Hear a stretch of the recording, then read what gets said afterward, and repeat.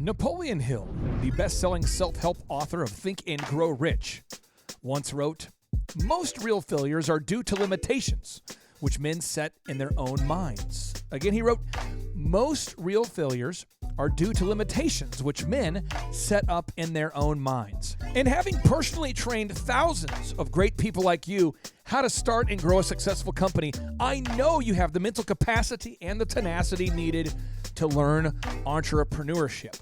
But some of us, we kind of go, okay, I have a great idea for a company, but now what? I have a great idea for a business, but now what? And so just today, a Thriver reached out to me and said, I've got this great idea for a t-shirt company. And so I thought, you know what I'm going to do? I'm going to record a show to teach you the proven steps that you need to take to make the amount of money that you want to make. But because I know that some people are starting their entrepreneur journey from the bottom and from a place of extreme poverty, I thought I should get my good friend Clifton Tolbert onto today's show.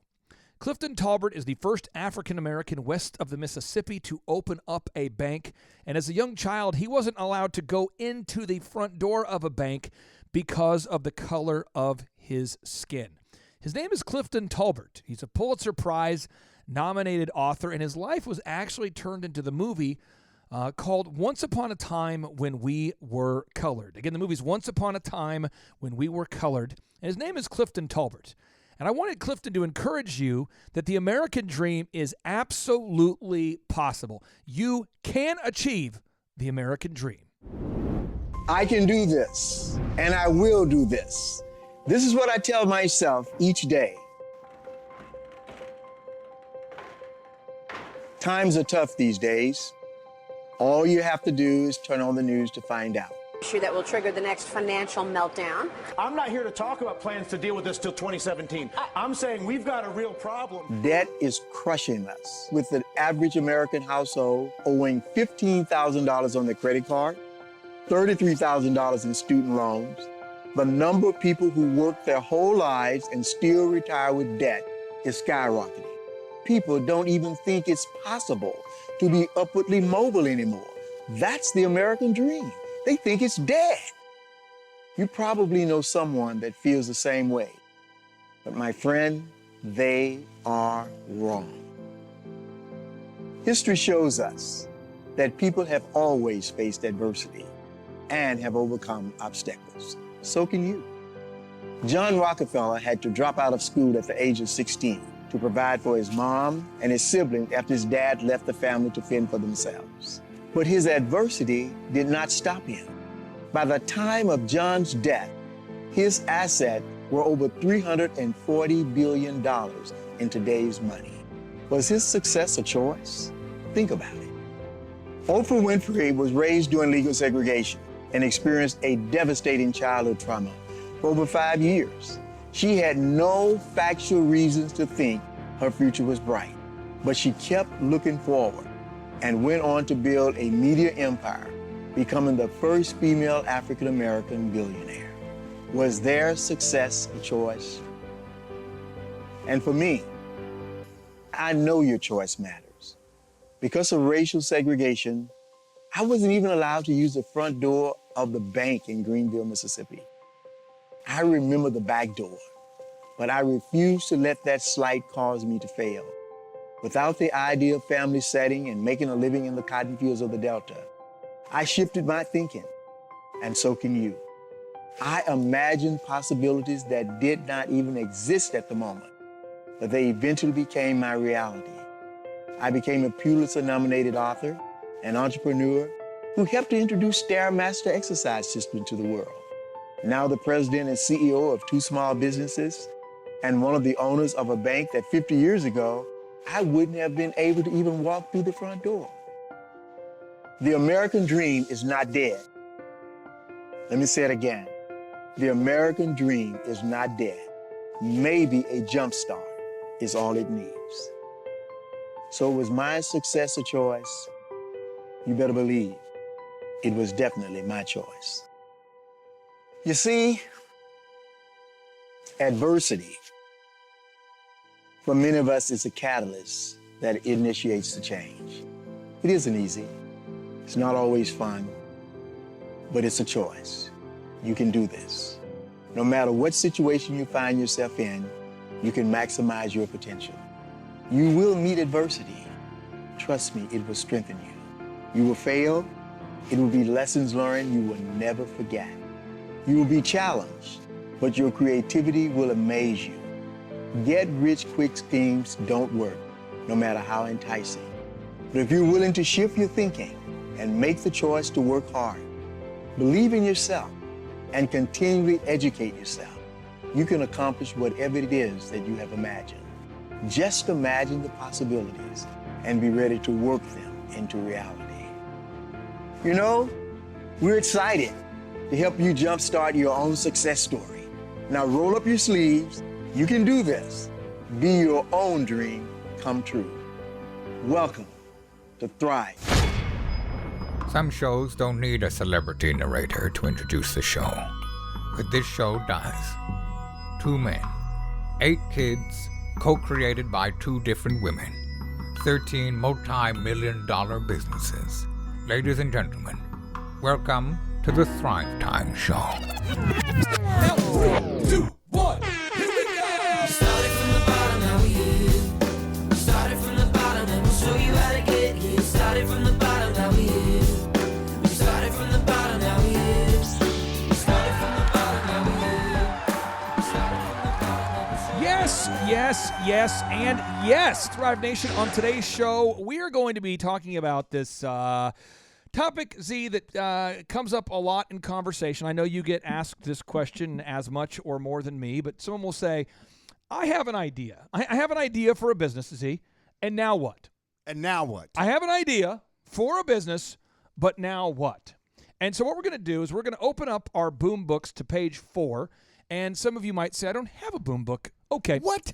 Well, we're going to go to thrivetimeshow.com/free resources. thrivetimeshow.com/free resources, and there you can download an ebook version of every book that I have ever written, and they're all there for you to download. They're all free. So open up to page 4, and see, if we open up our book to page 4, we talk about the roadmap, and I'm going to go through this linear roadmap from from going from the left to the right. Should we get in a car first if we're going to go on the road?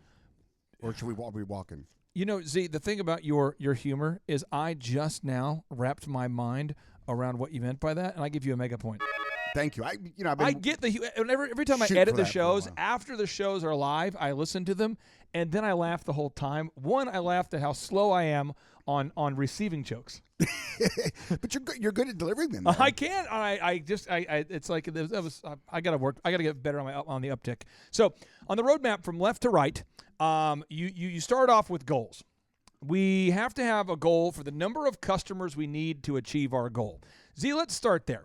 Let's say I have a vision. I just talked to a young man today who has a vision to start a T-shirt company.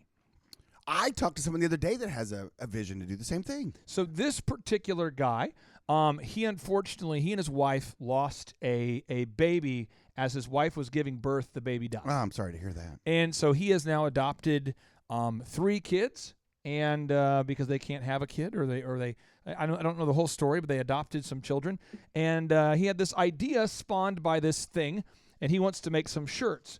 And if I were sitting here talking to him, or you were talking to somebody, why does somebody need to know how many customers they need to achieve their financial goals? Why do you have to start with knowing that number?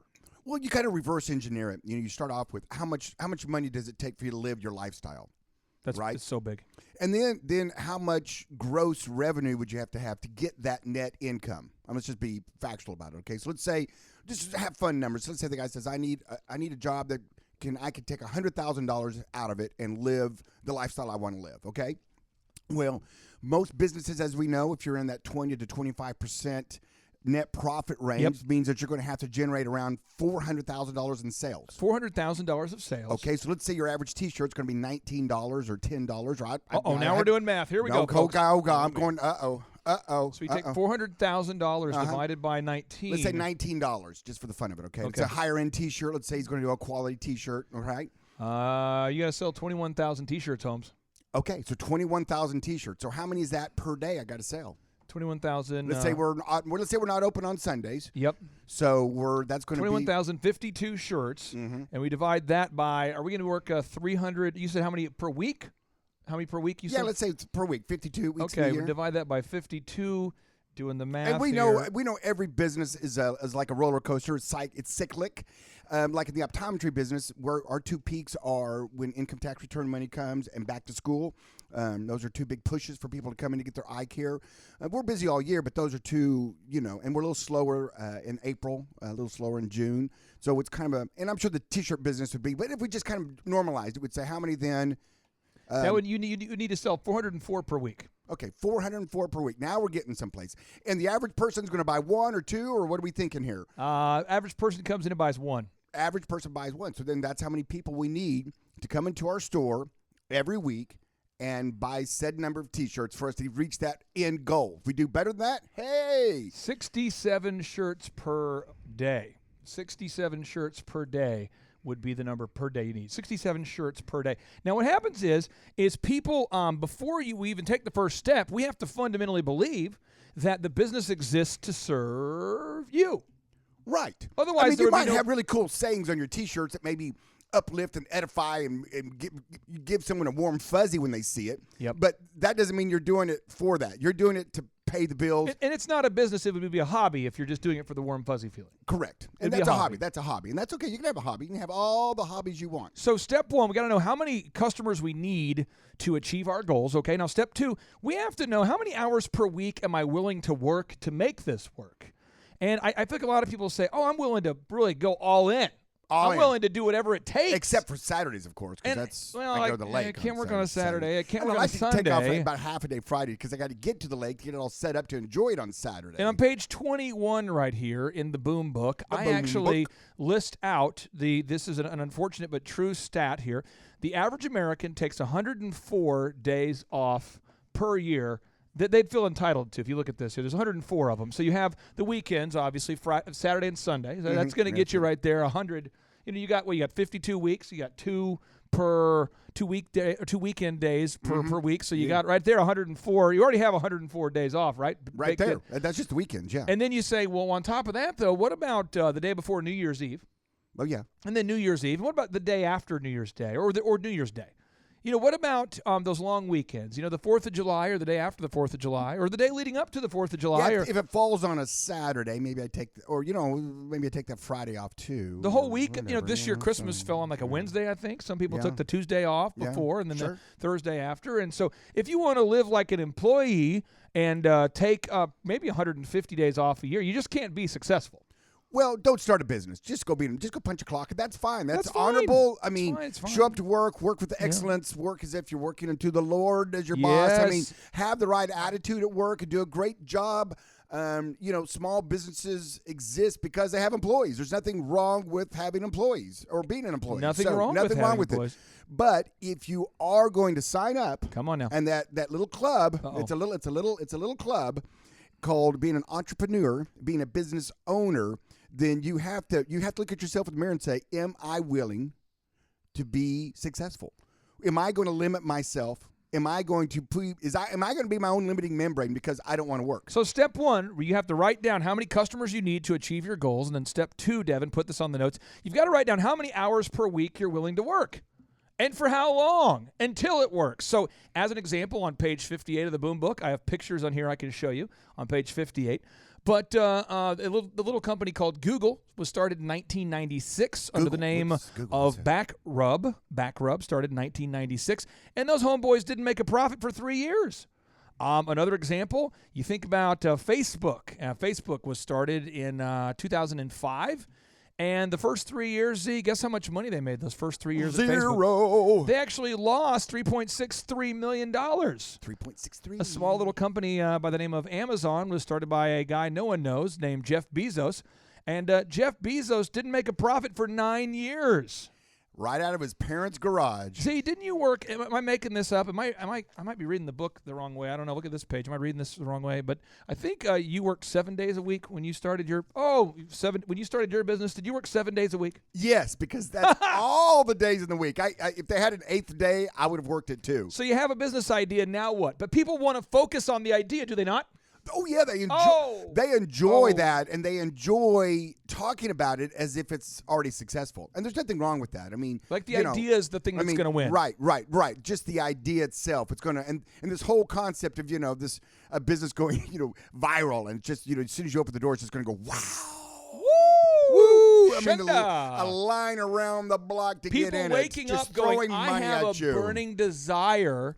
I'll to die if pay- I don't get a T-shirt today. I don't even know the name of the company. I've never seen an advertisement for it because they don't advertise. But I have a burning desire to buy a shirt from somebody. I know what I'm going to do. I'm going to cold call people in Tulsa until I find the guy with the idea. I'm going to find that guy. So step 3, we have to figure out how our product is going to stand out differently from other people. You have to determine your unique value proposition. Yeah, what problem are you solving? I mean, why on earth is someone going to give you money for whatever you're trying to do?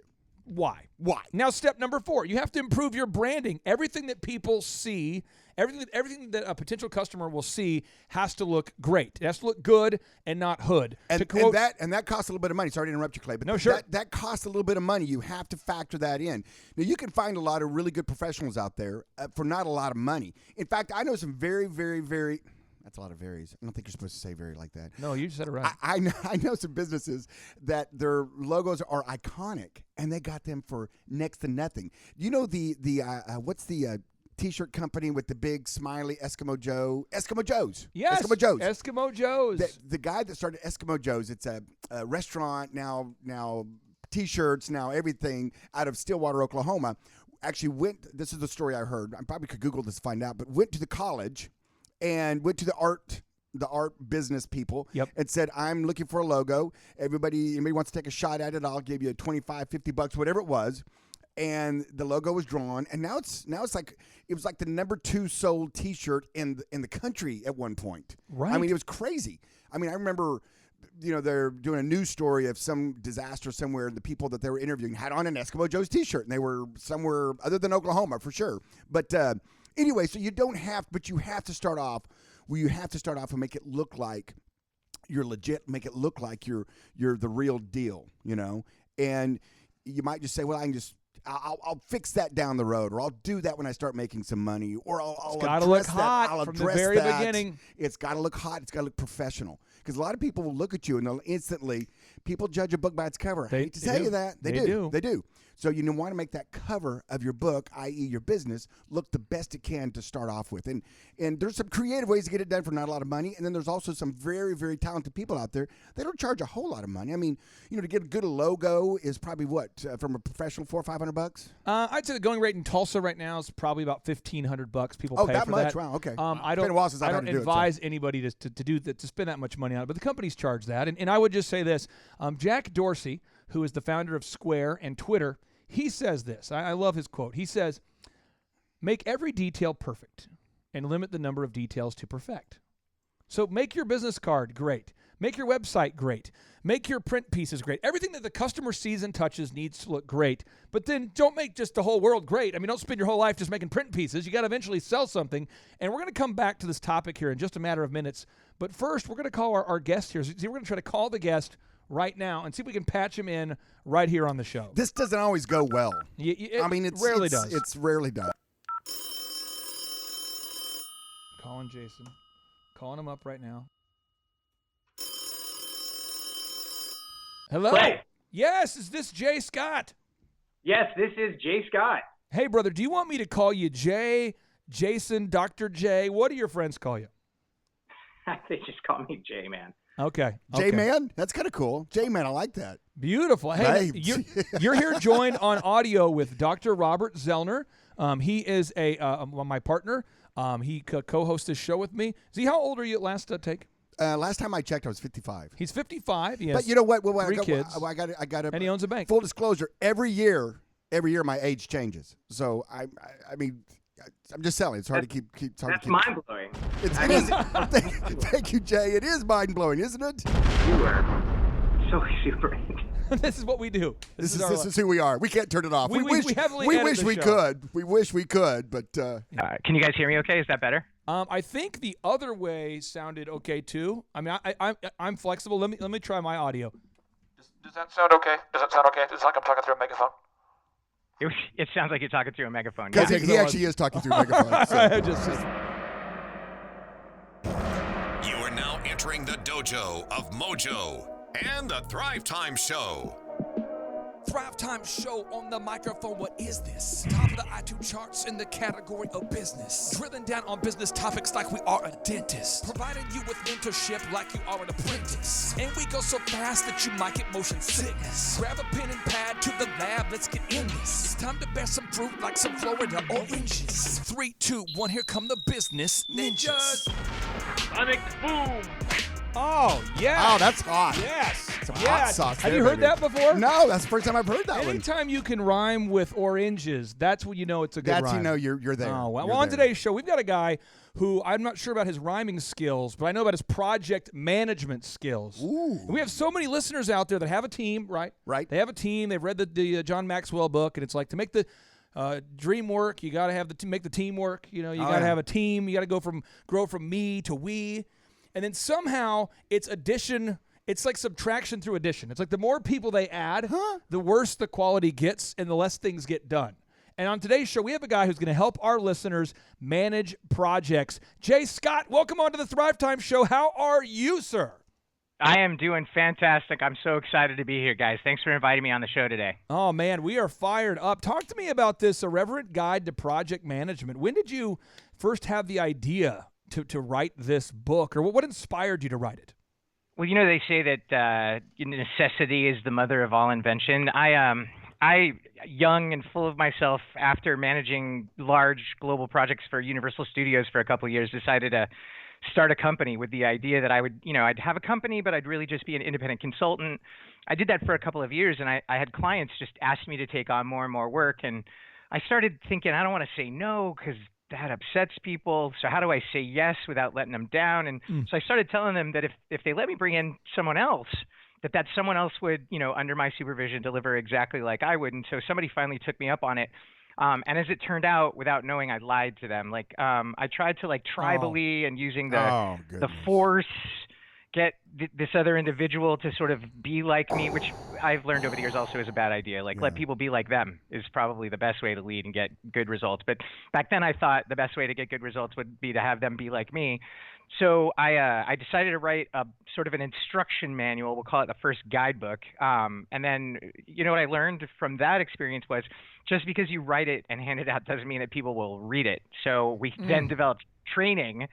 So, a combination of training and guidebooks and instruction, ultimately really to be able to deliver consistently on our brand promise. So it was really business driven. I had a need to grow my team, and I wanted to ensure that I could get consistent results or provide consistent results to my customers. And so the first version of the Irreverent Guide was born.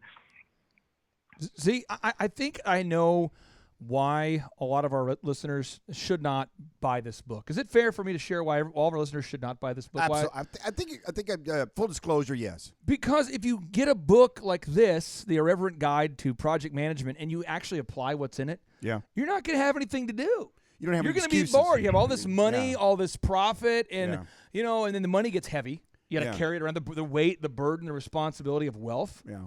Is it your optometry clinic? Do you manage people, or do you just let them do whatever? Well, I'm a firm believer. I mean, my motto there in managing people is what I do is I tell them, I say the beatings will continue until morale improves. And I just waylay. I just go through there and just randomly just waylay people.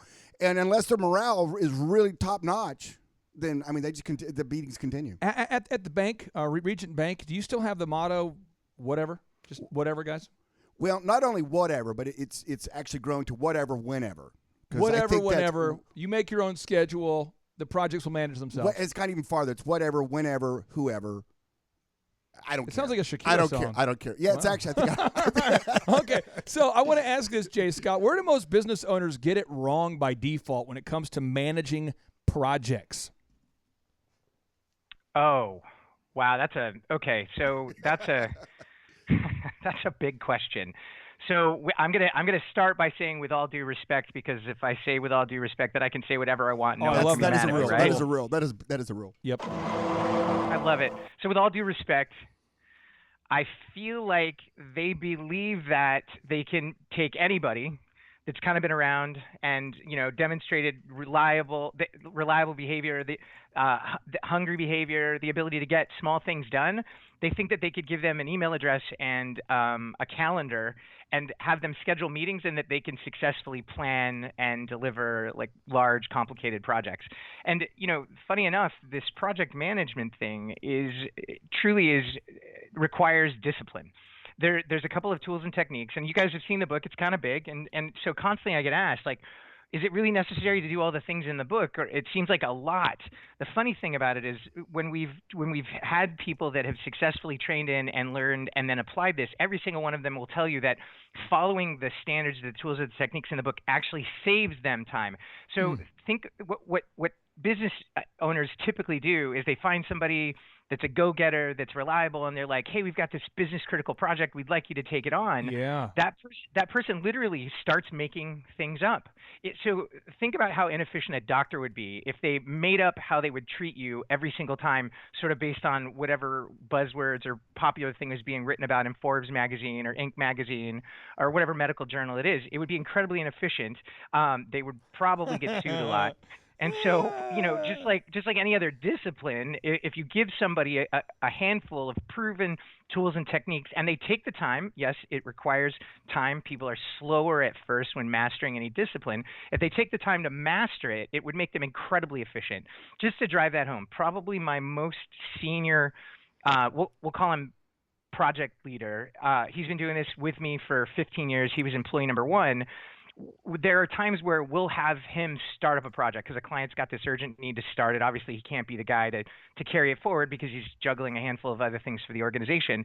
But he can get in there. He can run a full-time project in 15 to 20 hours a week. When we hand that off to somebody that's either new, that's not mastered these disciplines, or just has fewer years of experience, then it requires them to work 40, 45, sometimes 50 hours a week to carry the same initiative forward. So I would say the biggest mistake that most business owners make is assuming that good leadership is cowboy up. Right. I see this a lot too, and I want to get your take on this, Jay. I see a lot of business owners that have not agreed on a consistent file nomenclature. So everybody on the team uses their own made-up acronyms. And so what happens is everybody is literally speaking another language, and everyone is saving files in a different way, in a different place, so no one can find the files. Nobody is speaking the same language, and then they manage by CC emailing everybody on the group somewhere between aggressive and passive-aggressive commentary, chastising or correcting somebody for using the wrong acronyms and for not being able to find the file, and then people live in their email. Do you see this, or am I just dealing with people who are experiencing psychotic episodes? Well, so first of all, I just threw up a little bit in my mouth, and I'm going to text my therapist and schedule an appointment for the PTSD I'm living from what you just described. Yeah, I mean, I see it all the time. It's interesting that there's 4 chemicals that our brain produces that makes us feel happy. I'm sure you guys are familiar. It's dopamine, serotonin, oxytocin, and endorphins. Our brain produces dopamine when it feels like we're accomplishing things. The sad truth is busy will produce dopamine. So people that are busy, clicking, looking at emails, responding to emails, debating about process, all of those things actually causes our brain to produce dopamine, which makes us feel productive. And so the sad truth is that it's so much easier to be busy and feel busy than it is to get shit done. Hey Jay, whenever you talk about dopamine, I've just got to play this right now. I mean, you got me muted over here. I do. Let me. Hey. Oh. Turn me down a little bit. Oh, come on now. I gotta. When you say dopamine, it just makes me feel good. Do they still put dopamine in that Dayquil you're drinking over there? I tell you what, I love some dopamine in my Dayquil. And in fact, I call it Dopaquil. I just put so much in there. I just can't get enough of it. Nice. I mean, who doesn't want to feel good, Jay? Are you saying we can't feel good? Are you saying that it's wrong to feel good? Is that the takeaway here? Oh no! No, I know, I'm Don't get me teasing- wrong. I'm teasing- I I'm think teasing with I think you. it's great to feel good. Like I For seek the right pleasure, reasons, we though, all seek right? pleasure. Yes. It's just easy to get. It's easier to get pleasure by being busy, spinning in Right. high speed Oh, I circles than see it that all the is to time, get yes. pleasure from actually getting something done. Do you still allow at Regent Bank Z for people to save, people to like name an account, whatever they want, and then just sort of round up the numbers on bank balances? Do you still allow that? We encourage rounding up and rounding down. We just rounding. We just like we Is don't that casual? We just do that, and then also we just like giving out random bank number accounts. Well, There's I know some listeners out there are going, but I want to talk about vision. I want to talk about mission. I'm more of an idea guy, baby. I don't want to talk about managing a team. Well, listen to this. Elon Musk, the great Elon Musk, has said this. I'm reading here. It says, acronyms seriously suck. There's a creeping tendency to use made-up acronyms at SpaceX. An excessive use of made-up acronyms is a significant impediment to communication, and keeping communication good as we grow is incredibly important. Individually, a few acronyms here and there may not seem so bad, but if 1,000 SpaceX employees are making these up, over time, the result will be a huge glossary that we have to issue to new people. And no one can actually remember all these acronyms, and people don't want to seem dumb in a meeting. So they just sit there in ignorance. That is particularly tough on new employees. And he just goes on and on, just saying, stop it. And if you want to meet somebody who's super successful, every single person, Z, that you've ever met that's super successful and that I've ever met and we've had on this show, they're all into the details. This show right here could be the most important show you've heard out there. Quit talking about your vision. Quit talking about perpetual busyness. And let's get down to business. Jay Scott, bring some passion. Educate our listeners, because somebody out there says, I want to talk about the vision. I don't want to talk about organizing and managing my team. Preach the good news. Somebody needs to hear Come on this. now, preach this. Okay, all right. I could jump on this, but before I do, I like the idea of being able to round up the balance in my account. So I'm running down to your bank to open an account. Oh, sure. And when Hey, I'm done, I can get back to the whenever, conversation. whatever, whoever, just come on. Shakira. Come on. I'm just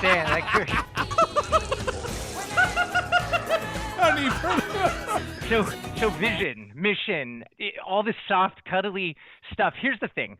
There's a place for vision, mission, just like there's a place for a very prescriptive, measurable project definition, right? Like you have to be super clear on where you're going. Otherwise, the people aren't going to be able to architect their own roadmap to a shared result. The problem with most organizations is, again, they want to craft these visions or these missions that feel good, that sound good, that are aspirational, but are immeasurable, and often don't relate to the most important thing in any business, and that's accomplishing something positive with the bottom line. So I see a lot organizations caught up in the process, caught up in the vision, caught up in the mission, and they lose sight of the results that it was that they wanted to achieve by crafting these things to begin with. So at the end of the day, the easiest way to measure did the curation of a vision or a mission with your team help you? You've got to then look at the results that you're getting. If your results have not improved, throw it out. It doesn't work. It's not working. Right. And the other advice that I would give is, again, you're not looking, a project definition to accomplish something. You want to launch something that's going to change your organization, because nobody starts a project because they want their organization to be the same in a month, 6 months, or a year, right? Like that's why we call them transformational projects. The idea though is it's meant to accomplish something that either benefits your customers, your clients, your consumers, your team members, and so it is super critical to not lose sight of what it is that you're trying to accomplish every step of the way. And so what you want to do is craft something, launch it, measure it. If it's not working, pivot. But at the end of the day, don't throw it out and say, oh, you know what, this process for defining a project, this process for managing a project doesn't work, or this vision thing is silly, it doesn't work, or this mission thing, it's silly, it doesn't work. No, it's just what you did with it didn't work.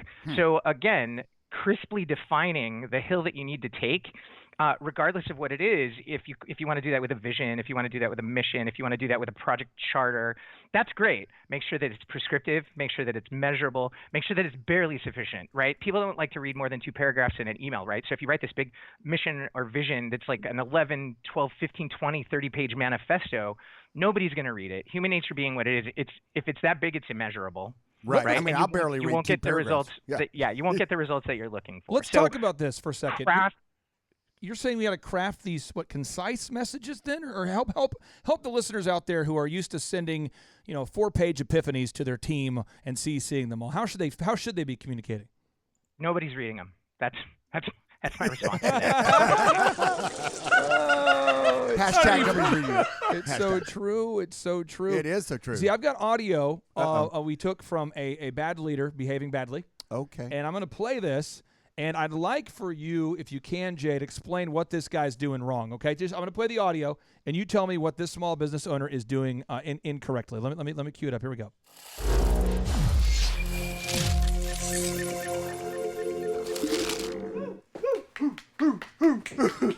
All right, guys, I've been to the mountaintop, and I got something to say. All right, I'm unveiling the new long-term profit goal. Are you guys ready for this? Drum roll, please. This is going to blow your mind, okay?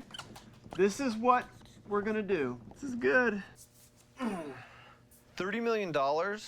There's only 2 of us. We made $63,000 in gross sales last year. That's everything. Okay, look, I'm a visionary.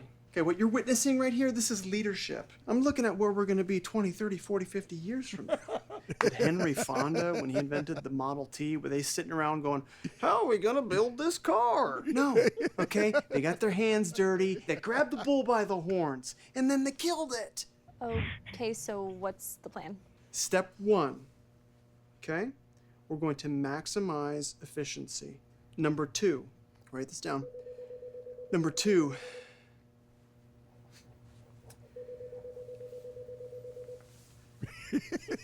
Step 3, emulsification. Listen, you guys follow those steps, we're going to hit our goal by the winter of 2032. Okay, what an incredible Christmas that'll be. All right, so you guys know what you're doing? No. Awesome. All right, I'm going to hit the links. Ooh, Daddy likes. Jay, this is how most small business owners lead their meetings. How are we supposed to lead a meeting? Help us lead a meeting effectively so we can manage our teams. Wow. Wow, that was terrible. In a really funny way. So right, yeah, agree. So human nature being what it is, one, I agree. People need a leader to establish the vision. However, if you put something in front of your team from a vision perspective, it's such a huge leap from where you are. I mean, let's just make the assumption that was some Silicon Valley startup pre-revenue, and they're going to go to 32 million. He lost the team. Like, he has no credibility with that team. In fact, they're all polishing their resumes, looking for jobs, and milking the fact that this guy's spending his VC's money. Right? While trying to position themselves for the next big adventure because he's lost them. So I think it's really important with any initiative is to recognize that big, bang, giant, top-down thing, they don't work. So what you want to do is establish something that you can get done in the near term. Where are we going in a year? That's fine. Right? A rolling 12-month strategy, that's great. But then you want to break that down into quarterly increments. What can we do in the next 3 months to move us closer to that goal? And then you've got to really be able to describe fundamentally what your business needs to do to achieve that. I mean, that guy's like, oh, we're going to make, I don't even know what they do for a living, right? Like, are they building widgets? Like, are they running up, I don't know, like running a bank? So, hey. That was audio of Z leading his bank meeting. What are we going to change in our business over the next 3 months to attain that goal, right? And so the other thing that's really important is that organizations are optimized for the results that they're getting today. So anytime you want to get a different result, you need to change something. So I'm going to do this. See, we have time for 4 rapid-fire questions. I'm going to hit them with 3 hard-hitting ones in a row, and then you can one up. You can one up me. So we've got 5 minutes, 4 questions. Here we go. Question: When you have a meeting and you leave the meeting, and somebody on your team has something to do, so you assign an action item for Carl to get this done. Why is it important to determine who is supposed to do the thing and when they're supposed to have the thing done? And then why do you have to put all that into a control log, or why do you have to document all this kind of stuff? Help some listeners out there that are not used to documenting the status of jobs and who's supposed to do stuff. Help our listeners become better at managing their people.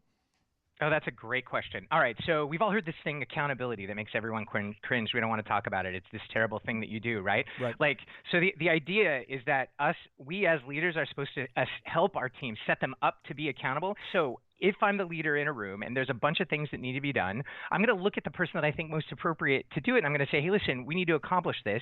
I'm going to then talk through with them what they think they should do to accomplish it, because that's how I get clear. It's my job to actively negotiate a commitment, meaning that if I say, hey, I think we need to get the building painted. John, you're the guy that's responsible for painting the building, right? John nods. Then I say, cool, do you know what to do? And John says, yes.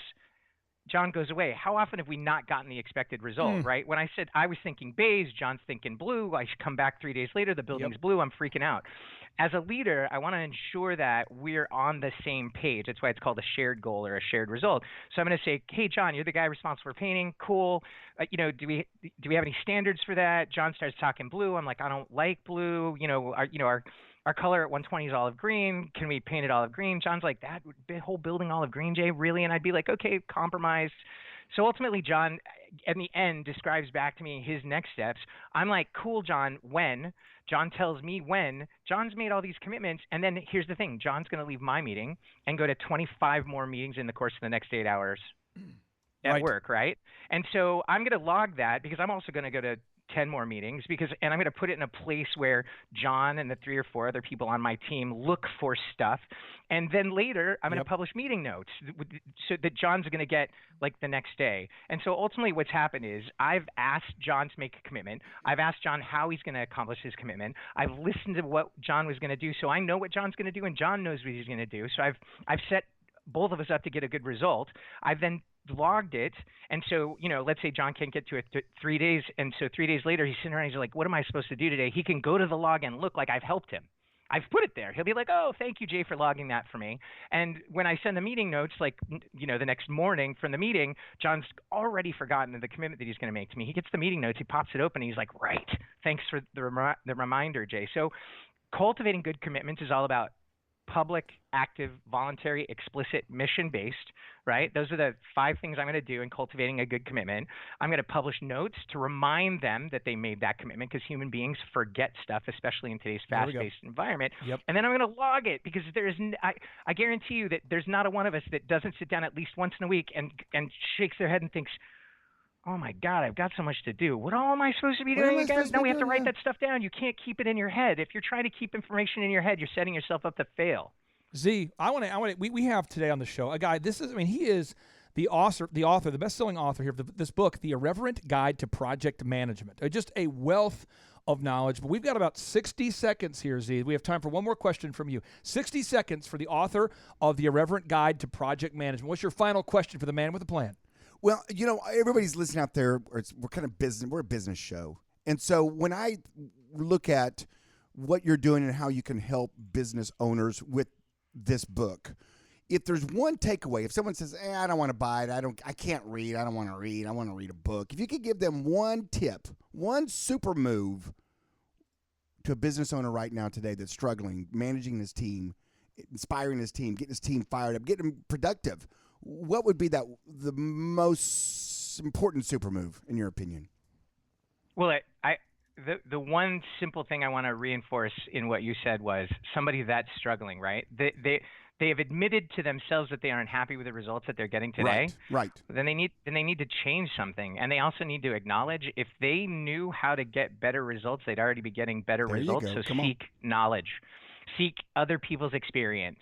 The best and easiest way to do that is to buy a book on Amazon for $9.99. Come on now.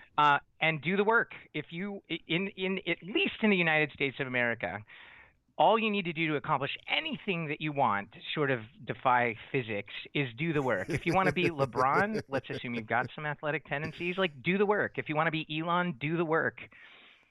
That is profound. That's profound. I tell you what, Devin, right now, let's do the work and let's buy a copy right now. Let's buy a copy of The Irreverent Guide to Project Management right now. Let's buy it right now, and let's leave this guy a review as soon as Amazon will allow us to do it. Jay, I appreciate you so much for investing your time with our listeners, and I sincerely mean this. I would love to have you on the show again. Yeah, because if we had an hour, we only used half of it. So in theory... But I want to do a longer form interview with you because this was really good. But I just would. So I'll reach out to you again too, because I think that our listeners just got a chance to put the toe in the water into the knowledge base. They just got their beak wet. I mean, there's so just much more. Wet beaks. I mean, Jay, thank you so much, my friend. I'd love to, guys. Thank you so much for having me on the show. It was a blast. Hey, you take care. Z, is it okay if we go back and talk about how to start a company again? It's like we started off by answering a question from a listener, and now we interviewed a great guest there, Mr. Jay Scott, and now let's go back to where we were talking about starting a company. Does that sound fair to you? You know what? I'm going to go with it this one time, but I want Devin to put on the show notes that I have a slight to moderate amount of reservation about it. Okay, so Devin. We will put it on the record. A slight to moderate reservation Dr. Zellner has here on this beautiful day at 4:42. Stardate log, January 13th. Their Stardate log. So thank you. So here this is noted. Devin would be he would be kind of like the Sulu of this analogy. Yeah. And then you would be like the Captain Kirk. And I'm kind of like the Spock. Like him. And Kendall here's Kendall, the gentleman filming. He's kind of like Scotty. I need more power. Yeah, there we go. I'm giving you all I got, so Captain. Step one, if you want to start a company, though, is you have to figure out your goals and how many transactions you need to do per year in order to achieve those financial goals, because a business exists to serve you. Bingo. Step two, you got to figure out how many hours per week you're willing to work, and you've got to say for how long you're willing to do it. And Z, your spouse has to be okay with it. They have to buy in. They have to buy in, because if they don't, you got yourself a situation. Charles that Koloff, ain't good. You and your incredible wife founded Koloff Fitness together in a $115,000 house in Bartlesville, Oklahoma. Yes, sir. What time per day did you start your work week when you started Koloff Fitness, personally training clients out of your house? What time did you wake up and start training your first client every single day? I would wake up at 4:30 and always be training my client by 5. It was in my house, so I was training. Where was Amber at this time? Was clients. was Amber getting up at the same time? Because I know she ran a hair salon and she cut people's hair. Was she working at 4:32, or how did that work? Not all the time, but she generally woke up within an hour or so after that and got the kids off and to school, and so then she's started getting her ready. schedule She's with the taking hair a salon. shower. She's getting her hair run. She's probably at the spa, too. I mean, probably. But I mean, at you're the getting spa ready right for, then. for your day. Every day. And are you hearing guys, are you hearing men say, "You can do it, pump it up"? I mean, are you hearing that kind of stuff? Could you hear that when you're getting ready? No, she might be able to hear some of that all the time getting ready, but I did not know. So talk to me about this. Were you two on the same page that you were both willing to work? Was it 7 days a week or 6 days a week? We were until we weren't. So it was okay. We would take as much as we can, and then she would let me know when it's time to back it off. Okay. Now, step three, though. Step three. And obviously you listen because the two of you are still together. That's the key. Yes. Nice. They will speak. There's been times that I've done it wrong, and yeah, and I figured out really quick this is going to work. How'd that work out? It didn't work out. I better switch it up. Yeah. I really love hearing stories about other men who are behaving badly, because it's always funny for me. And then whenever I have to share the stories about me behaving badly I think a lot of listeners benefit when I make fun of myself. They're never as funny, those stories about me. But the stories about you, those are funny stories. Wait, time out. Tell me one of those stories about you behaving badly. Okay, Tell me. Here's one. Young grasshopper. When I was starting the DJ business, I went to Minneapolis, Minnesota, to buy my first big systems, and we drove up there in a Mazda MPV. And my wife to be. Loud to you, by the way? What's that? Am I too loud over here? It is a little bit loud. At first, I was trying to passively aggressively mute it, I think, and then now I've decided to passively aggressively make it so loud that I mute myself. It's just. So here's the deal. So I proposed to this young lady, Vanessa, who I'm now married to, but she flew into Minnesota to visit me, and we drove in a Mazda MPV from Cokato, Minnesota, about an hour to Minneapolis to buy equipment from Joey Shake. Joey Shake, I know him. He was the sales rep, Joey Shake. Oh my gosh, he owes me money. And so I go to the Guitar Center with all the money I've saved as a result of working my jobs, Applebee's, Target, DirecTV, and I also did concrete for a season. So I saved all that money. Oh, yeah. And I bought a Mazda MPV. That's like a minivan, a maroon one. And I bought the equipment.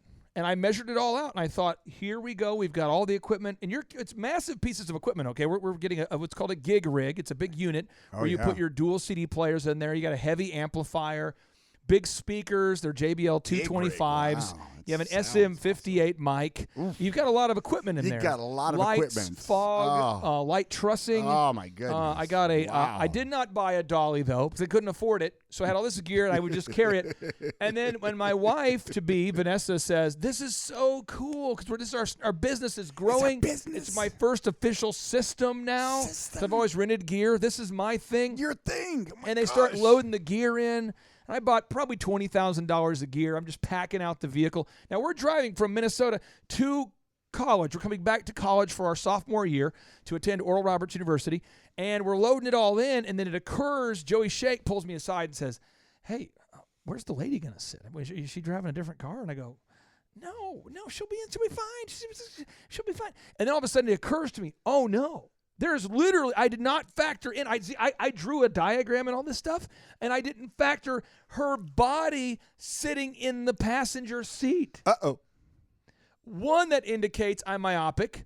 2, I'm selfish. 3, I just convinced her to marry me. I mean, I just proposed like the day before, so it shows this person who apparently has been thinking about proposing for a while hasn't thought about you in the context of driving in the vehicle. Okay, but full disclosure, she's little. She's itty bitty. I'm not kidding. I mean, she's like Very a petite. fun size, Snickers bar. College cheerleader, very in shape. I mean- And so I had to convince her to put the DJ gig rig made by the company SKB, which weighed 85 pounds on her lap. Probably what she weighed. And she had to have it on Same her weight. lap for the entire 13-hour trip to Tulsa. And every time we hit a bump, it was like, ah! And it hurt. And I'm not kidding. She was like, oh. Every time we would turn, it was, and that happened. It was a 13-hour trip. A 13-hour trip. At the time, she probably weighed 115 pounds.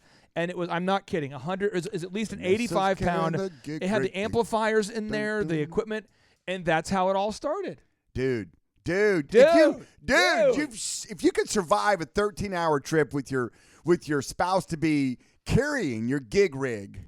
Yeah, the only reason that we're still married is because I'm married to a saint. It has nothing to do. I mean, I seriously have made every bad mistake. So anytime that Charles can share anything ever he's done, I always feel, I'm like, that's a good story. Yes. That's a great story. Let's harp on that story. I relate to some of your things.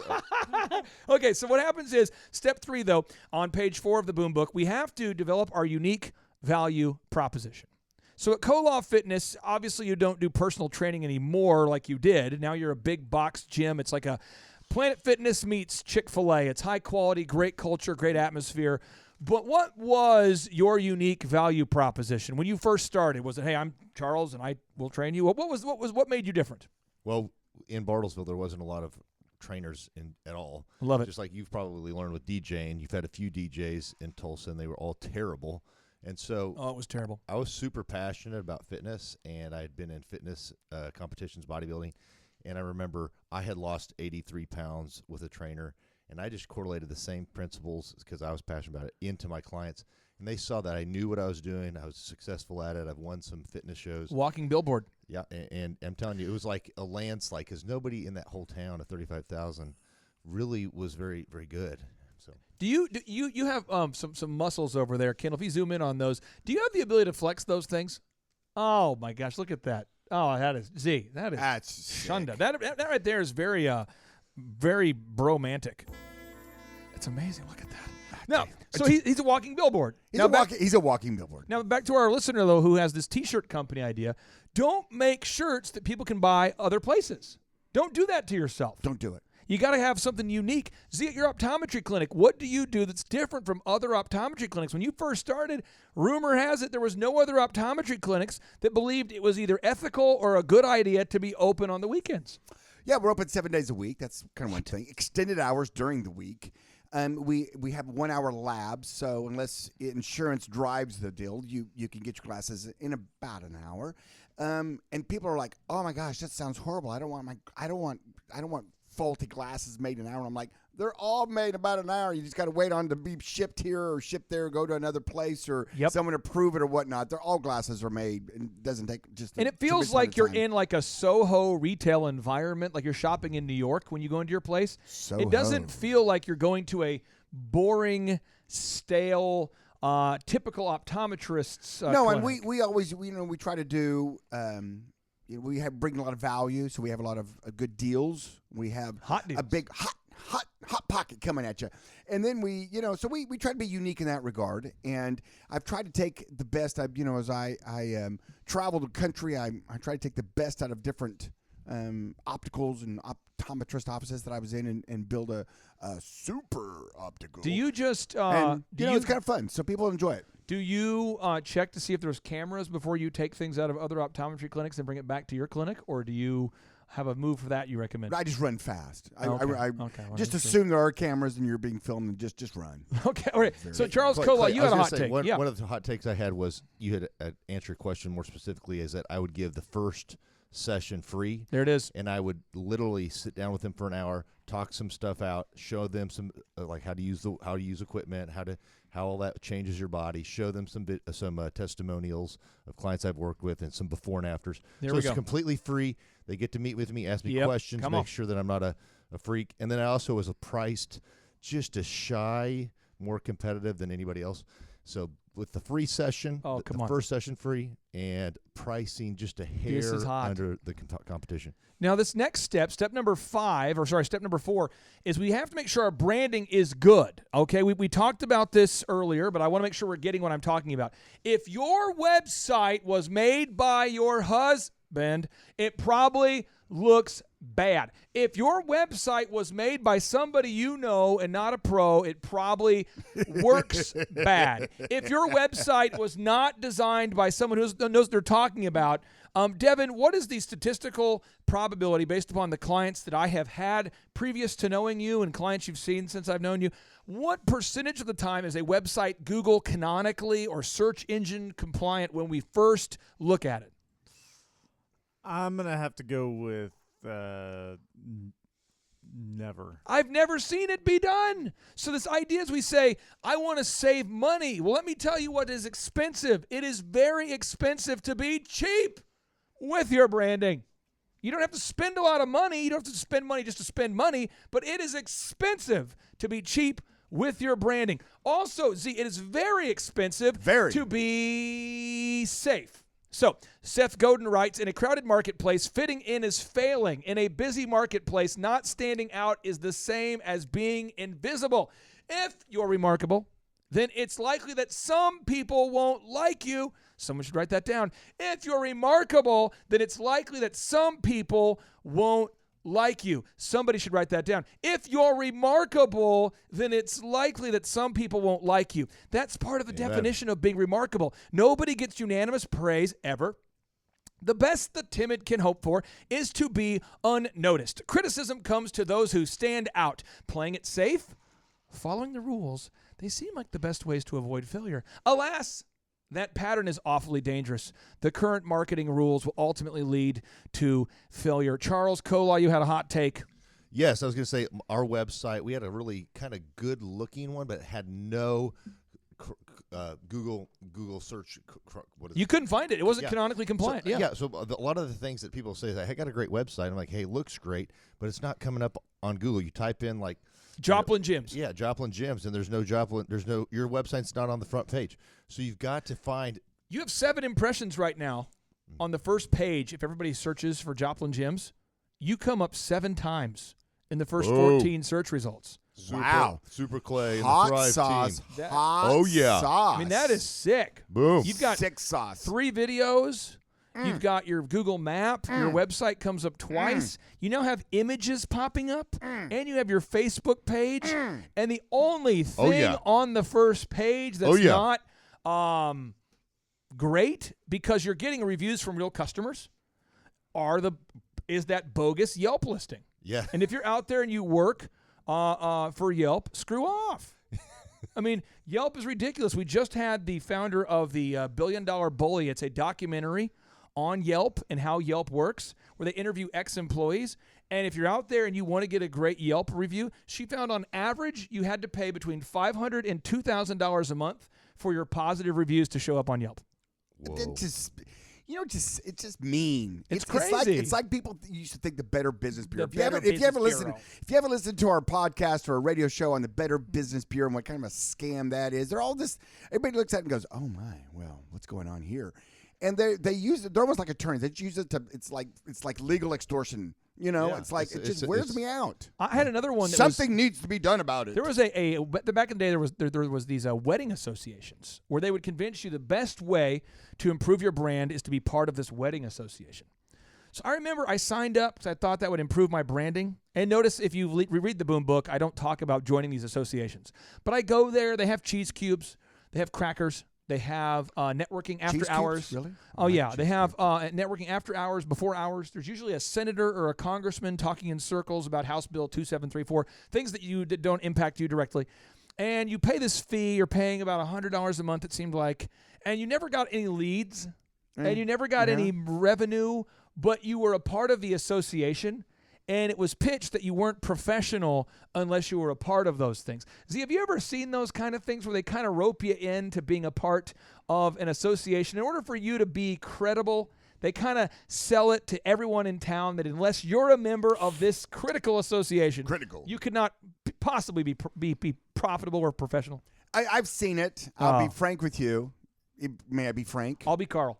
Okay, you be Carl, I'll be Frank. Z, it's great to know you. That's great. Hey, you're a good guy. Carl, you smell wonderful. That's I tell you awesome. what. I talk like this because I was raised by people that talk like this. I was raised in Southwest Missouri, and that's how we talk. Could I be Stan now? Yes, you can. Okay. You can actually stand while you're being Stan. All right. Okay. But the thing about it is I have a pretty good kind of a nose for those kind of scams. You have a great nose, Because I'm kind of a scam artist myself. I bring a scam back.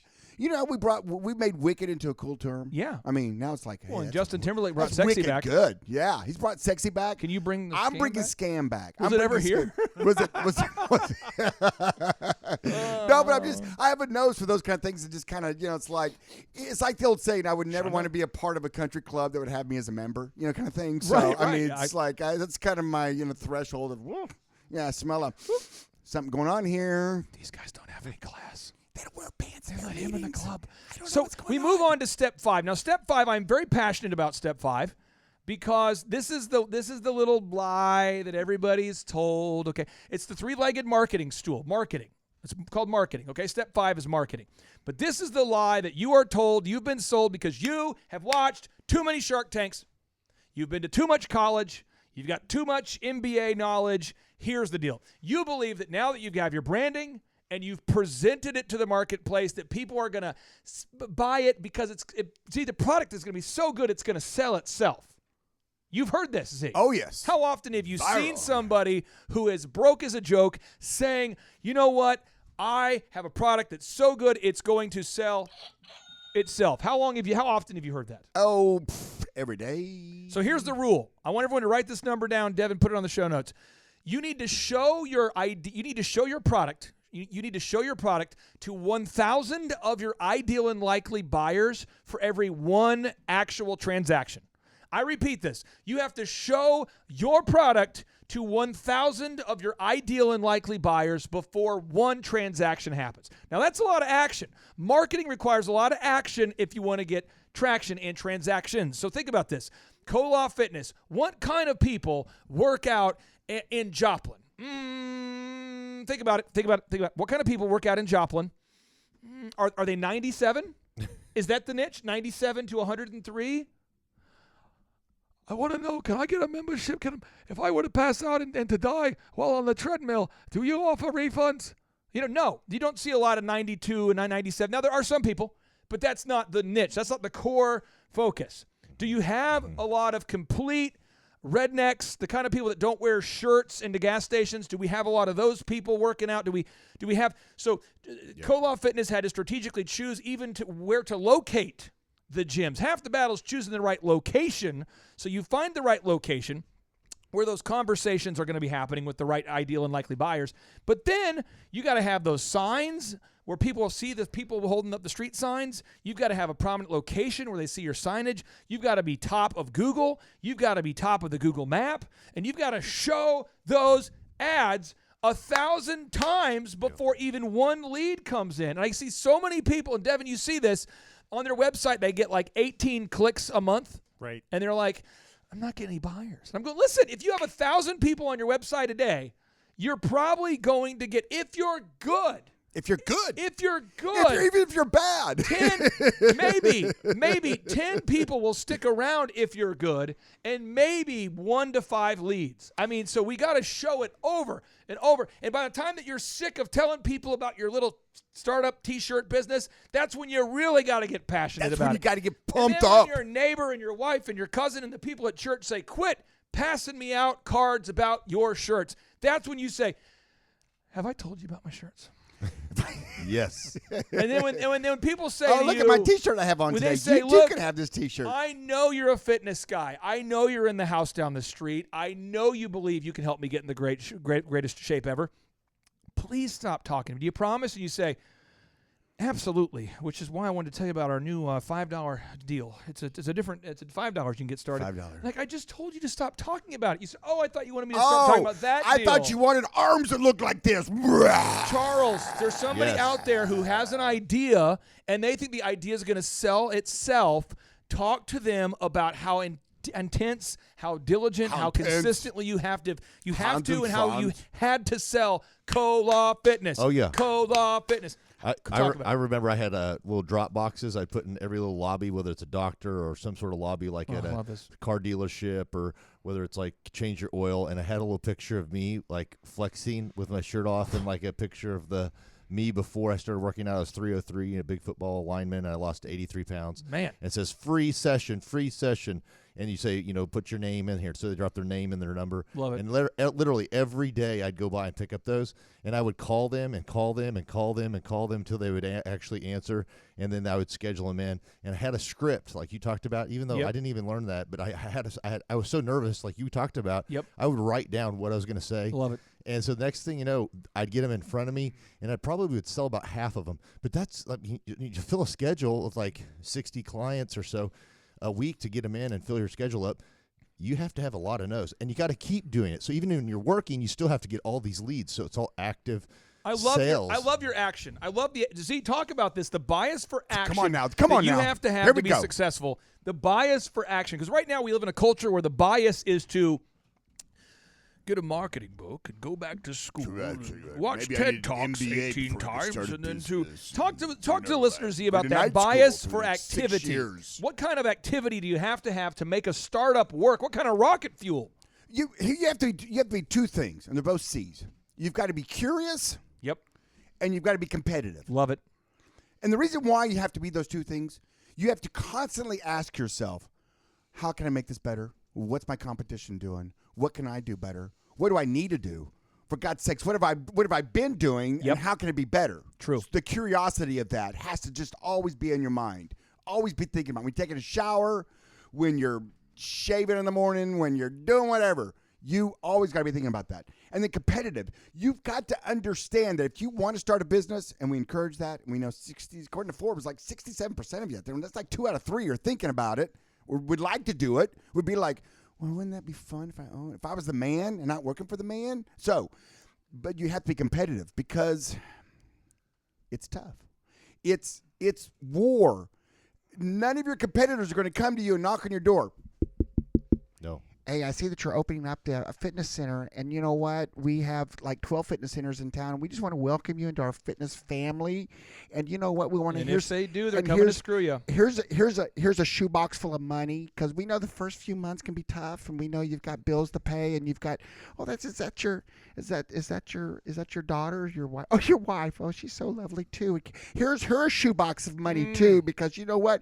She probably wants to go shopping and get some new clothes. Not that your clothes are bad, Amber, but but you might want to get some new stuff. They don't do that. Right. They try to crush you and run you out of business. They don't want you there. And the day you think that they were just going to open their arms, and they may say that when you run into a Target. That's why these networking groups are so disingenuous and so Absolutely. stupid. At our last conference, we had a guy and if you're the guy, if this is you, come on, man.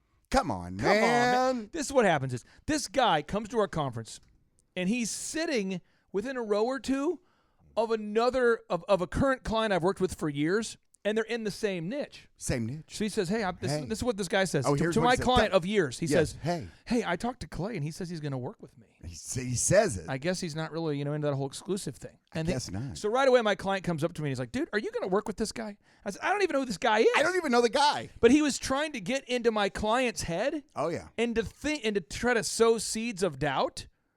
And this is what else is crazy. He went as far as to tell my current client that he's been working with me. Oof. So I had to get these two guys together, and I'm like, dude, you didn't say it. I've never worked with you. And he's like, well, it doesn't hurt to try, Like, what? See, he thought it was like a cool thing that he was trying this move to try to poison a relationship. It's crazy. People, you've seen every move like that in business. You've seen it. Oh, every dirty. I've every What's dirty the move. dirtiest move that a competitor's ever done to you in the optometry space where you said, that right there was so dirty that as a fellow business pirate, I applaud the dirtiness. What was the dirtiest move you've ever seen? Or maybe in the auto auction or something? Oh my gosh. I mean, lawsuits are, that's I don't know if that's the dirtiest move, but they're just the most annoying. They take all your time. One of the most annoying moves, Yeah. these frivolous lawsuits about stuff that you're like, really? Come on. Really? Come on. I love it, though, when I catch my competitors in my businesses. I love the that. business, in in the the business. actual store. Physically them. They're not even smart to send one of their minions in, one of their monkeys that I wouldn't know, right? So they're actually in there. I'm looking, I'm going, I just cock my hand and go, really? I'm And Dr. they run up, Thompson. they drop I'm their here head for and my- run out of Dr. it pretty Thompson, I'm here for an optometry I- exam. Oh, wait, I forgot where I am. Is this not the mall that I'm... Oh, wait, this is My bad. Woodland Hills Mall. This is your business next... Forgive me. But this happens all the time. Oh, Yeah. all the time. We get competitors in our interviews. They're coming in for. I had a person for Elephant in the Room who actually came to work for me, and she didn't know it. She made a mistake, and she texted her boss, hey, I can't come in today because I'm going to be working or whatever, something like that. But she texted us, but she meant to text her other boss. Oops. And so we found out that she worked for us and another hair place in town. Oh, there it is. And then when we confronted her on it, she said that the other boss told her to work for us and her. So he would pay her 40 hours on payroll, but she could work for us so that she could report back as a spy. Oh, yeah. And I'm like, wow, that's pretty elaborate. Oh, and Oh, then yeah, we that's- just that's what we just had that had at one of my that, yeah. businesses. We found out that one of the ladies that would work there, her husband was one of our main competitors, or actually was the general manager of one of our main competitors. Come on. And it's kind of like, really? And so my Trying to son, take your systems. who kind of runs that business, I own it. We both own it, but he Yeah. kind of does the day to day. He was telling me about that. He goes, "What do I do?" And I go, "You whacker." Yesterday. I mean, really? No. This is what Bam! they'll say. They'll say, You say two words. Bye-bye. but this is what they'll say, though. They'll say, Bo, my husband and I, we never talk about business. We've agreed that we would never share Z's ideas. No. But I told him, I said, listen, I've because heard that then so we many found out, because we did some reverse engineering. We Oh. found out that some of that she'd been sharing information. So I said, before you fire her, give her some disinformation. I love that. Kind of like you did to the DJ guy. Oh, my gosh, Oh, I this love is a that. great story. You got to tell the DJs. Come on. I'll give the abbreviated version. Just a quick little snippet of it. Let me share a different version of that story. We had the one story I've shared in the past. We had a DJ from Oklahoma City that pretended like he wanted to hire me to DJ his weddings. He said, "You clearly are the best DJ in Oklahoma." Clearly. For No, my no own doubt about wedding, it. I don't want to hire my guys because it's a little step down. So I wanted to hire you. It'd be an honor. Right. You're like the godfather of DJing. I'd love to hire you. Godfather DJ. And so he gonna came, make and the you whole an time offer he's you can't asking me about what kind of equipment I use. Oh, yeah. What kind of speakers I use. Oh, yeah. What kind of pricing I have. Oh, yeah. And I knew what he was doing. Sure. And so The dirty move. yeah, so the entire time in the consultation, at no point did I tell him a single thing that was grounded in truth. I love this. But I said it sincerely and passionately And it was great. Because he said, what's the key to your success? And I said, the thing is, I don't pressure my leads. I never call people back more than once. That's a golden rule. It's a rule. You never call. And the second thing is, women want equipment. They want the big equipment. And the size with the more equipment. fog you can have, the better. The more fog. Yeah, the fog, the equipment, the Get your speaker fog size. on. And women act like, I don't want big speakers. But they do. They do. And you want to name your Size does packages matter. after metallic things. Yes. And they find women like all the colors, all black, everywhere black. And you want a huge logo of your company's name, because brides like to pose with the logo at the wedding. You want your company logo neon, if possible, on your DJ system. On a big black backdrop. I mean, it's just powerful. Powerful. That's what you... Moving. And I kept doing this to him. Anyway, so we show up at the trade show, and Homeboy has done everything I told him to do. And he was pissed. Oh, yeah. Oh, yes. That's called the dirty move backfire. But another move I did that is really a great move is I had a competitor, this was fairly recently, was asking me about the hair game. And he didn't know that I knew that he's an owner of this hair business. He's like a silent investor in this hair business in town. Yeah. And he was asking me how sales are. Yeah. And dude, I feel like, I'm not really sure. I've been reading the Bible to deal with this, but I feel like in the Bible there were spies, right? Right. There were spies, and I don't know that. I mean, there's some deception in the Bible. There's a little bit of that. Well, go into the land and figure out what's going on in there. And then there's a little bit of that. I mean, there's. And so I let the guy know with great enthusiasm, kind of a remorseful, like, things aren't going well at Elephant in the Room right now. Oh, you went that time. I wouldn't know. I didn't know which direction you were going to go. Because he was trying to figure out how well things were going, because he was trying to gauge whether he's going to open up a business that competes directly with us. Oh, I got you. Okay. And he was trying to, and he was kind of wanting to, anyway. And so I told him the opposite of what he perceived to be true, which is that we were rocking, and I let him know that we were not doing well and these kind of things. And again, man, business is more like war. It is more like war. That's what it is. It is. Now, move number, this is step number 6 if you're scoring at home. Step number 1 was establish those goals. Step 2, determine the number of hours you're willing to work. And by the way, get on the same page with your spouse. You have to be. And by the way, if you're married to a spouse who won't let you be an entrepreneur, then give up.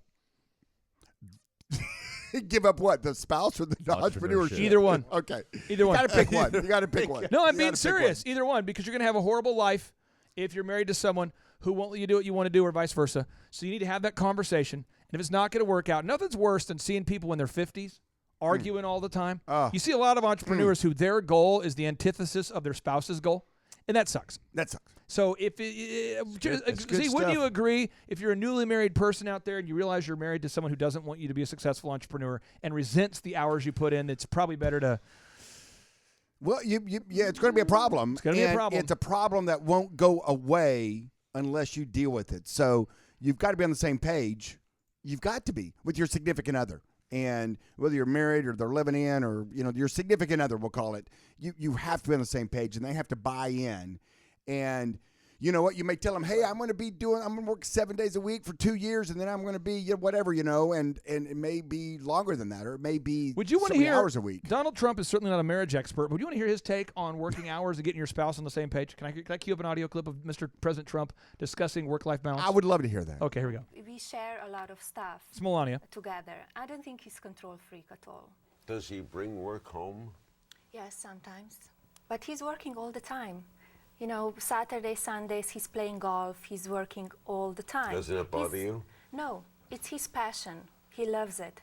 It doesn't bother me. I don't want to change him. I don't want, to say, come home. Now, real quick, most of the women listening are saying, I could not do that. I'm just saying that's why the Trump-tastic has he's very open about it. Don't marry Trump-tastic if you want a guy to be home all the time. He's not going to do it. Let me hit play. Home and, be with me. I don't want to change him. I want to give him a space, and I think that's very important in the relationship. Because you used to tell me the one thing that troubled you about marriage was the feeling that you have to give up some of yourself, that you can't be the workaholic you are because of the demands of the nature of a relationship. Yeah, I don't consider myself a workaholic. I mean, I work, but it's not work. It's like you. I mean, I love what I do, so it's no longer work. It's not like work. I mean, work to me is going on a 2-week vacation. If somebody said you have to go away for 2 weeks, you're going to Africa on a safari, there's not going to be any phones, you know what? You get me out of here, right? So again, somebody out there might say, that sounds horrible to be married to someone like that. That's fine, but you got to find, nothing's worse than seeing 2 people fight for 45 years over the same thing. So I'm just encouraging you out It there is. today. It is, and it is tough, and that's why hopefully when you did. A lot of these things, a lot of businesses and a lot of business owners are grown out of a seed that was put in their little heart or their brain years and years and years and years and years ago. True. They worked for someone and they thought, boy, wouldn't that be great to own my own restaurant? Oh, that'd be great. Or they worked for someone and said, wouldn't it be great to have my own landscaping business? And, I love mowing yards and I love doing all that stuff. And so it's important that for those of you listening out there right now that are younger and that are not married and you're thinking that at some point you want to be a business owner, it's important then to kind of make sure that in the courting process, we'll call it, that you talk about these things. It's kind of like, there's nothing worse than not having the same agreement. You're married for a couple of years, you're like, hey, they want to have a kid. And the person goes, I don't want to have any children. And you're like, well, I think that's kind of right. When that understood, they're like, what are you talking about? No, I don't like kids. I don't want kids. You're like, well, I thought that was kind of part of the deal, and they're like, so there's nothing like a good understanding. Communication's key. And so if you're a young person and you're not with your significant other yet, make sure when you do, you talk about that and you kind of vision cast what that looks like and maybe your curiosity, your competitiveness and the things that are going to lead down to that. And if you are with someone and they don't buy in, then you've got some selling to do. You got some.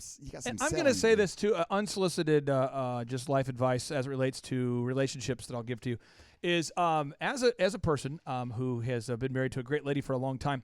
My mother warned my wife and said, "This is what she said before we got married." She says, "If you marry my son, your life will never be normal." Never.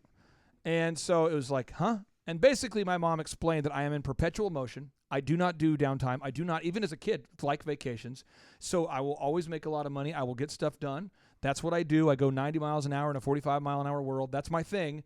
But Vanessa knew what she was signing up for, and it's been great. But if you're out there and you are spending 6 months planning your wedding, but 6 minutes planning your life, that's a problem. That's a problem. The thing about it is, here again, it's back to communication. If you think you're in line for the Ferris wheel at the fair, and you're still going, I can hardly wait. Ooh. Ferris wheel goes round Ferris and wheel. round, Nice and slow, up when it and gets down. up high, it's a little scary, but it's okay because it comes and back down. down. And then all of a sudden, you get up to the front of the line, you realize you're in line for the extreme roller coaster. Uh-oh. And they're like, we got to strap you on. You got to sign this form. We got to take a blood test. We got to do this. We got to do that. We got to. Oh yeah. Roller coaster of love, baby. Roller coaster of love. Oh yeah, come on. And then you're like, then you have that moment of, do I get on it? Do I get strapped in? Do I wear the helmet? Oh my gosh, what's happening? Do we have to go up to the top? You can picture it now that the roller coaster's going up slow to the top. Ding ding ding ding ding ding. And it's always kind of janky. Ding ding ding ding ding. You're like, and you think it's every moment's going to fail. I thought it was the Give me a Ferris little bit of that wheel. roller coaster. There you go.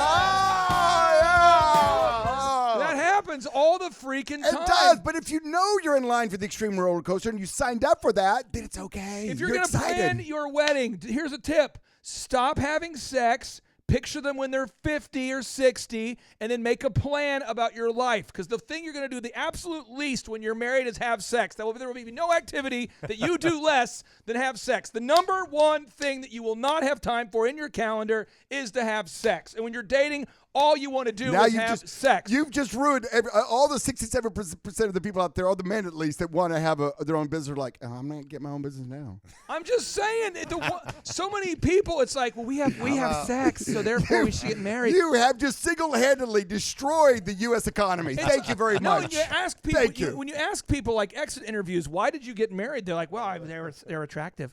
Get out of here. The one thing you're not going to be spending your time doing is having sex. Quit spending 6 months planning your wedding and spend 6 months planning your life. Ask yourself, do I like this person? I love my wife's mind. Turns out she's smart. But dear Lord, the other day I was talking to a lady at the conference and she said, I don't know what kind of woman could be married to you. And I said, nobody else. Nobody else. I couldn't. Nobody. I'm a Unless, crazy I don't person. know. I know there's new medications. There's new medications out. We might be able to medicate somebody else enough that they could do it. I'm just saying. I mean, in theory, I am a doctor, not a real, I play one on the radio. But you said that doctor. you said that sort of Clay was kind a of woman. I'm like Coca-Cola Light. I'm like Diet Coke of doctors. You know, You're going to drug some guy named Carl, and next thing I know, I'm going to wake up next to him, and he's going to be my backup plan. Get out of here. Get out of here. So you got to sell something. Now, sales, I want to get Charles's take on this. Yep. Sales requires conflict. All the time. You don't want to have conflict. It requires rejection. You don't want it. So if you're going to sell these T-shirts, get used to rejection. And let me tell you this. It takes 100 no's for every yes. 100 no's for every yes. 100 rejections for every yes. If you don't like to be hit, don't play linebacker. And if you don't like to be rejected, don't do a full contact sport known as entrepreneurship. Charles, talk to me about rejection. Oh, yes. Okay. Well, I would have my Amber and the assistant that we had helping out at the gym. They would call every week to get me scheduled in to speak somewhere. And if they couldn't, I'd go and sit. It's like a company's lobby during lunch, and I would literally take free training sessions, appointments. So I would take like every single, like, let's say there was a call center in Bartlesville, and they'd have like several hundred employees. There's always tons of turnover too. Yep. And so I would go sit in the lunch area. I think it was called Sitel. Anyways, but I'd sit there and I would literally meet with people, talk to them about fitness, have pictures of me in competitions, have pictures of clients I've Do you ever worked get with. thrown out?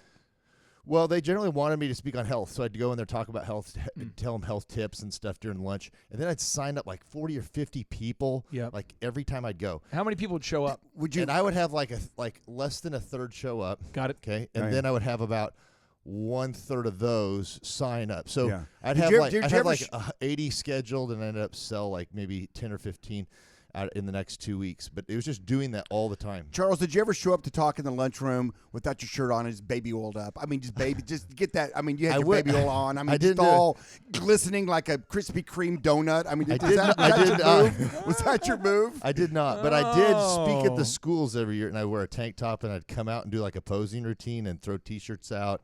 I would do whatever I could to get the crowd revved up. That's your purple cow. Yeah, I would do whatever it took. Now, step 6, again, we have to have sales. So there's more details in the boom book, but we're talking about sales scripts. Record your calls via clarityvoice.com. Record your calls so you know how well you're doing or how well you're not doing. But now once you start selling something, so you got to ask yourself, step number 7, how much money does it cost me for every deal I get? How much? Because I'm spending $48 on marketing for every shirt that I'm selling for $19. That's not good. That's not good. See, why do you have to measure what it costs to acquire a customer? Why do you have to determine that? That is really, really fun. When you figure out what it costs to get somebody in to do business with you. I love it. And then something goes wrong. Oh. I remember this story. So we had shocking, I know, that we had a patient in the eye clinic that was upset. This just in. That was upset. And they came in and they were fussing about some stuff. Get out of here. I know that sounds bizarre. I can't believe it. Unbelievable at Not a best, credible but story. true. Not a credible story. I know. Okay. I know. don't I'm do making it. this up. Actually. Okay, continue. I'm not. So what happened was that my employee came in just outraged. Outraged. And Are said, you listen, kidding me? I'm outraged and said, listen, this customer, patient / person is just trying to scam. They're wanting something for nothing, and we really did a good job, and now they're upset for no apparent reason, and they're scam us. Trying to scam us. Trying to scam. Phone ready. I'll kick them out of here if you want. And I said, well, what do they want? And they said, well, these lenses that they purchased, they really want some other lenses, and they're saying they can't see out of them, but they really can. It's the right prescription. We did them correctly. I mean, everything's done correctly. They got what they paid for, and they're not happy with them. I've got the megaphone and I got some rioters ready if you want me to deal with them. Sure. And so I said to myself, what do they want? And then they told me what they wanted. And what they wanted cost me less than what it cost me to bring a new person into the practice. Okay, follow me. Follow my logic here. And I said to them, I mean, it was a no-brainer. I looked at them and I said, do you realize what they want from me is less to make them happy, to take them from a hostile individual to a happy individual, Sir, from a 1-star review to a 5-star review. We'll put it in motion now that everybody can understand. Boss, I've rounded up some leading members of Al Qaeda, and I feel like they're ready to go. Yeah. Why can't we just unleash the hounds? Nuke They're ready to go. them. just nuke them. And I said, it's a no-brainer. I would spend more than that to bring somebody else new into the practice. So even though what they're wanting isn't because we made a mistake or it's our fault, even though they want something from me that they don't necessarily deserve, I'm still going to do it because in the long run, it's best for what's best. You put it through the filter. What's best for the business? That's my saying. You put it through the filter. What's best for the business? And sitting out there and arguing with someone and letting them know that you're on to them, or giving them what they want, which didn't cost me a lot. Can we still hit them with a tear gas? Can we still hit them with tear gas? Or a baseball bat. It's a no-brainer. So understanding that, understanding the cost of bringing someone new into your business is so important. Yep. Because it makes a lot of those decisions, like that decision, become no-brainers. Now, I mean, at some point it becomes like, okay, that's not reasonable. That's not functional. I can't do that. But at this one, it just became almost a no-brainer. I mean, it's easy. It's an easy decision. Now, step 8, we got to create. We have to create scalable and repeatable processes and systems. You have to create repeatable processes. We could spend an entire show on that, and we often do. Now, step number 9, you've got to learn how to manage people. And I'm telling you this, the hardest thing, according to John D. Rockefeller, he said that the ability to manage people is the hardest thing to do. Z, why would the world's wealthiest man say managing people is tough? Herding cats is never fun. I've herded cats for many, many years.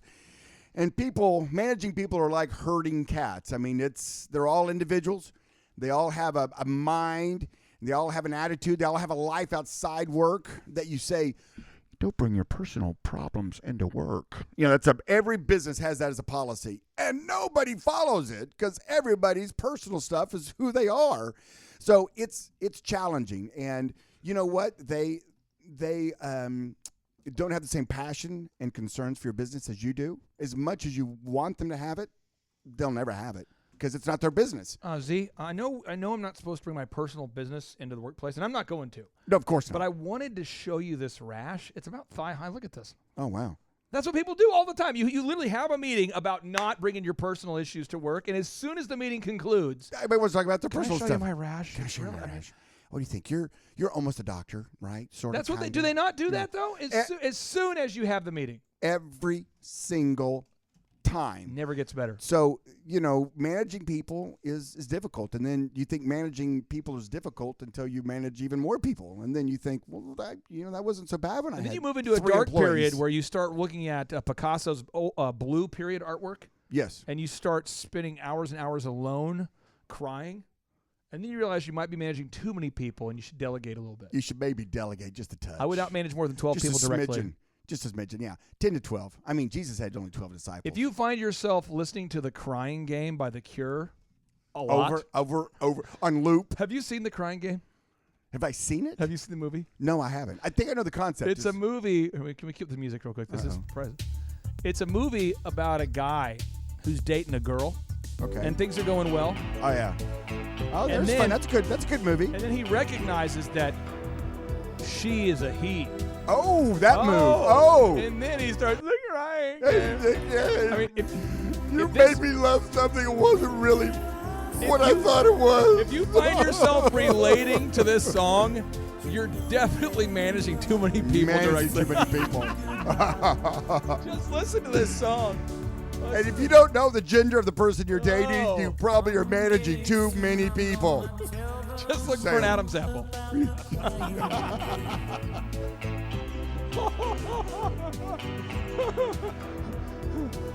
So you're not a girl? So that means, oh my gosh, that means I gotta cry. But seriously, you gotta look at this rash. Okay. So is that the same rash you step, had before, or is it a different one? Well, it's the same one. Certain rashes you can't make go away. Okay. The final step is you've got to create a weekly schedule that your spouse loves. That you love. Or at least accepts. At least we'll tolerate. Let's call it. We'll at least tolerate. Charles, why do you and Amber have to be on the same page? Come on, why are you on the same page? What is going on over there? Well, we have both kind of turned into entrepreneur people are together. We just literally love to work and go. But yes, we have to be on the same page, and we generally work until we both look at each other and say, "Hey, we got to be done." to still have a healthy family Yep. every now and then. So we do have a schedule, and Can we mic her? Can I mic her? Is that okay? I mean, I love hearing your Hey, voice. hey. But, Charles is a big guy. I don't know. And But then talk can you about all adjust that the kind of mic stuff. real quick? I want to make sure we end on a high note, and I really want to get her wisdom in this because there's so many ladies out there who are entrepreneurs and they're married to a man who's not, or vice versa. What advice would you have for the women out there specifically who are entrepreneurs and married to someone who is maybe not, or somebody who, much like you, or you're an entrepreneur as well? I mean, what advice would you have about making that schedule that works for the Koloff family? Oh, stick to the schedule. First of all, that's a huge part. We make our schedule to kind of fulfill both of our desires to work and both of our desires to have a healthy family and a healthy marriage. And the more we do it together, the funner it is, for sure. So, but we have learned over time, the more fluid our schedule is, the less enjoyment we have. I absolutely love working with you guys because you embrace. Anytime I've taught you guys a principle, or I break down a book and say, traction, do this. Yeah. You guys do it, and there's not a pushback. There's just like, well, if it's accepted and it's been proven, you want to know the logic behind it or the case study behind it. But once you know it's a fact, you guys do it. But there's some people that say, I know I need to stick to a schedule. I know I need to do it, but then they don't.